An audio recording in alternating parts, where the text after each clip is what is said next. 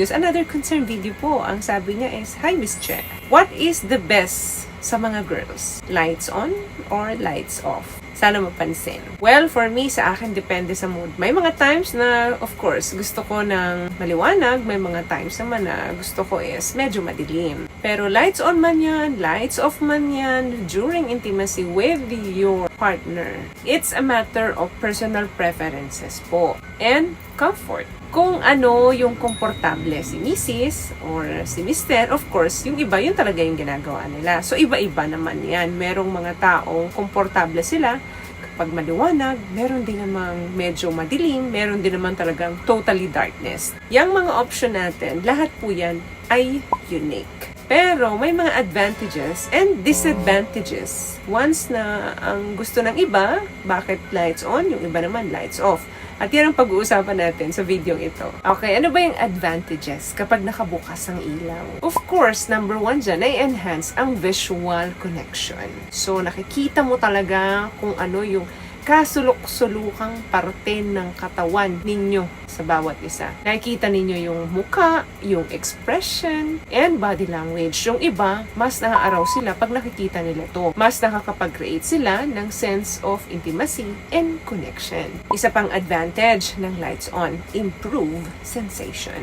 May mga individuals po na sa tingin nila, mas na-appreciate nila yung mga partner nila kapag nakikita nila ito sa maliwanag. Mas nakakapag-respond sila doon sa mga hawak ng kanilang partner at kung ano na talaga yung nangyayari doon sa partner nila. Syempre nga naman, kapag madilim, hindi mo alam kung yung partner mo pa ba yung katabi mo. Another thing na advantage kapag lights on, safety. Siguradong sigurado ka na yung partner mo pa rin ang katabi mo habang ginagawa niyo yung intimate moment. And also for your protection, of course, pag maliwanag, alam ninyo kung tama pa ba yung ginagawa ninyo dun sa condom ninyo kapag ipapasok na ito. Better ang visibility to ensure na naka-intact yung condom ninyo once na nilagay na ito sa inyo. Another thing, increase self-confidence. May mga tao po na comfortable kapag ka nakikita nila yung katawan ng partner nila sa liwanag, mas nabubus yung kanilang libido, mas nabubus yung kanilang libo kapag ka nakikita nila yung image ng mga partner nila sa liwanag. Minsan, dagdag confidence din ito.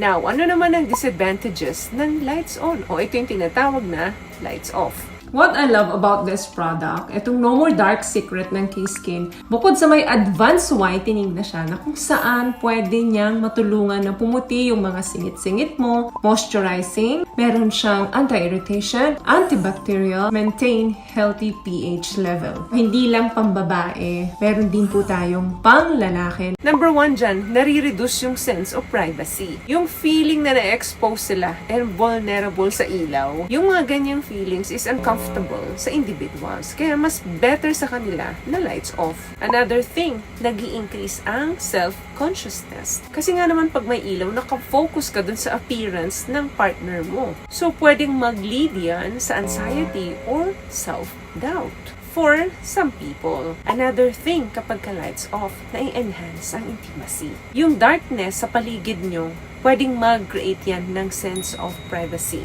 Inaalaw nito yung deeper focus on physical sensation and emotions. Another thing, kapag lights off, nababawasan yung self-consciousness. Kapag wala kang focus, kasi hindi mo naman nakikita yung partner mo, nababawasan syempre yung consciousness. At kapag hindi mo nararamdaman ito, mas nagiging comfortable ka. Kapag relax ang babae, mas present siya and spontaneous dun sa ginagawa niya. Kasi nga, hindi nila nakikita physical yung mga partner nila. Another thing na advantage kapag lights off is nabuboost namin yung aming imagination. Yung darkness, pwedeng ma-stimulate niyan yung aming mga imagination. At mas nakakapag-create kami ng mas sensual environment or atmosphere. Ultimately, of course, yung best option dyan is yung pareho ninyong gusto. Kung lights on, edi mag-lights on kayo. Kung lights off, edi mag-lights off kayo. Kung saan kayo relaxed, comfortable, and connected, yun yung gawin nyo.